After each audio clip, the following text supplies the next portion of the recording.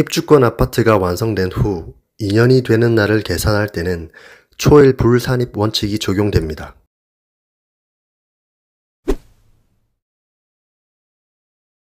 안녕하세요. 이번 시간에는 입주권을 이용한 대체주택 비과세 특례 조항에 대해서 알아보는 시간을 가져보겠습니다. 사업 시행 인가난 재개발 주택을 취득한 후에 대체주택 비과세를 활용하는 특례 조항은 위의 영상을 참고해 주시길 바랍니다. 이번 사례는 기존 주택이 있는 상태에서 추가로 입주권을 취득했을 경우를 기준으로 하고 향후 기존 주택을 매도할 때 비과세를 받을 수 있는 특례 조항입니다. 특이한 점은 기존 주택과 입주권을 어떻게 취득하고 매도하느냐에 따라 특례 조건이 두 가지 조항으로 나뉘게 됩니다. 일단 조문을 보시죠. 이번에 소개하는 특례 조항은 소득세법 시행령 156조의 2 제3항입니다. 위의 조문을 두 가지로 간단하게 요약해봤습니다. 첫 번째, 기존 주택을 취득한 후 1년 뒤 입주권을 취득할 것. 두 번째, 입주권을 취득한 날로부터 3년 이내 기존 주택을 매도할 것. 위의 조건만 충족한다면 기존 주택 매도 시 양도세 비과세 특례 적용이 가능합니다. 엄밀히 말하자면 입주권에 대한 일시적 이주택 비과세 특례 조항이라고 생각하시면 됩니다. 두 가지로 요약해서 간단하게 보이지만 숨어있는 경우의 수들이 굉장히 많습니다. 같이 살펴보시죠.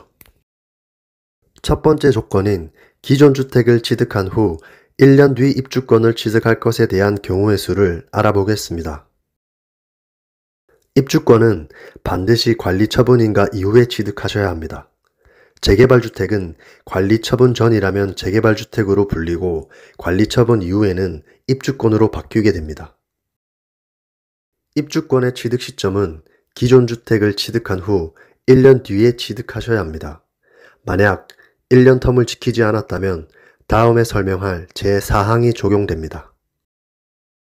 취득한 입주권은 3년 동안 계속 입주권 상태로 유지해야 합니다. 만약 입주권을 취득하고 3년 내 입주권 아파트가 준공이 된다면 제4항이 적용됩니다. 21년 1월 이후부터는 입주권과 마찬가지로 분양권 또한 특례 적용 대상이 됩니다. 분양권에 대한 대체주택 비과세 특례 조항은 소득세법 시행령 156조의 3 제3항으로 들어갑니다. 22년도 1월 이후부터는 가로주택으로 인한 정비사업 또한 관리처분 이후 입주권 상태로 취득한다면 특례 적용 대상이 됩니다. 두 번째 조건인 입주권을 취득한 날로부터 3년 이내 기존 주택을 매도할 것에 대한 경우의 수를 알아보겠습니다. 조문에는 명시되어 있지 않지만 기존 주택을 매도하기 전에 일반적인 비과세 요건인 2년 보유 및 거주 요건이 채워져 있어야 기존 주택 매도 시 비과세 특례 적용이 가능합니다. 기존 주택을 3년 이내 매도하지 못한 경우에는 다음에 설명할 제4항이 적용됩니다. 앞서 계속 언급한 특례 조항인 제4항에 대해서 알아보겠습니다. 재개발을 진행하다 보면 입주권을 취득하고 3년 이내 종전주택을 매도하지 못하는 경우가 충분히 발생할 수 있습니다. 이 경우에도 일정 요건만 충족한다면 3년이 지나도 종전주택을 비과세 받을 수 있는 특례 규정이 존재합니다. 일단 조문부터 살펴보겠습니다. 이번에 소개할 특례 조항은 소득세법 시행령 제156조의 2 제4항입니다. 위의 조문을 세 가지로 간단하게 요약해봤습니다. 첫 번째, 기존 주택을 취득한 이후 추가로 입주권을 취득할 것. 두 번째, 입주권 아파트 완성 전 또는 완성된 후 2년 이내 기존 주택을 매도할 것. 세 번째, 입주권 아파트가 완성된 후 2년 이내 세대원 전원이 전입하여 1년 이상 계속 실거주할 것. 위의 조건만 충족한다면 기존 주택 매도 시 양도세 비과세 특례 적용이 가능합니다. 이제 각각의 경우의 수를 따져보겠습니다.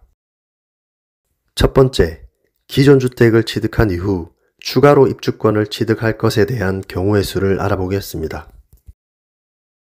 입주권의 취득 시점은 따로 정해진 규정은 없습니다. 제3항하고 차이점이 바로 이 부분인데요. 극단적으로 기존 주택을 20년도 1월 1일에 취득하고 바로 입주권을 20년도 1월 5일에 취득해도 특례 적용이 가능합니다. A 기존 주택을 취득하고 추가로 비재개발 주택을 취득한 후 이후에 비재개발 주택이 관리 처분인가를 받아 입주권으로 바뀐 경우에는 특례 적용이 불가합니다. 반드시 관리 처분 인가를 받은 입주권 상태로 취득해야 특례 적용이 가능합니다. 제4항은 입주권 상태로 3년이 지나도 특례 적용이 가능합니다. 제3항과의 차이점이니 잘 기억해 두시길 바랍니다. 두 번째, 입주권 아파트 완성 전 또는 완성 후에 2년 이내 기존 주택을 매도할 것에 대한 경우의 수를 알아보겠습니다. 조건만 충족된다면 입주권 아파트가 완성되기 전에 기존 주택을 매도해도 비과세 특례 적용이 가능합니다.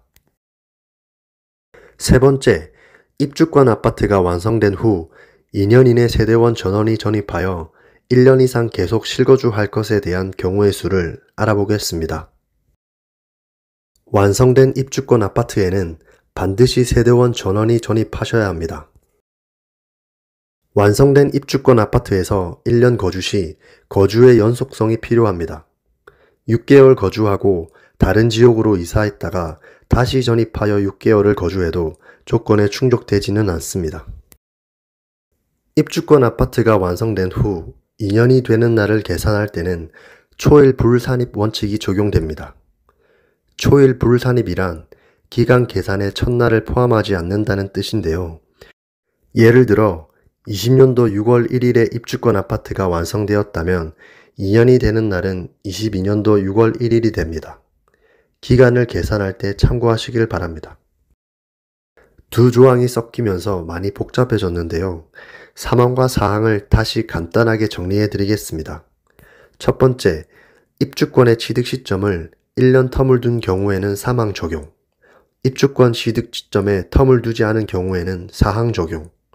두 번째, 입주권 취득 후 3년간 입주권 상태를 유지했다면 3항 적용, 3년이 넘어간 경우에는 4항 적용. 세 번째, 입주권 취득 후 3년 이내 매도했다면 3항 적용, 입주권 취득 후 3년 이후 매도했다면 4항 적용. 위와 같이 비교해서 정리하면 쉽게 구분이 가능합니다. 잘 이해되셨나요? 대체주택 비과세 특례에 대한 최대한 많은 경우의 수를 최대한 쉽게 풀어보았는데요.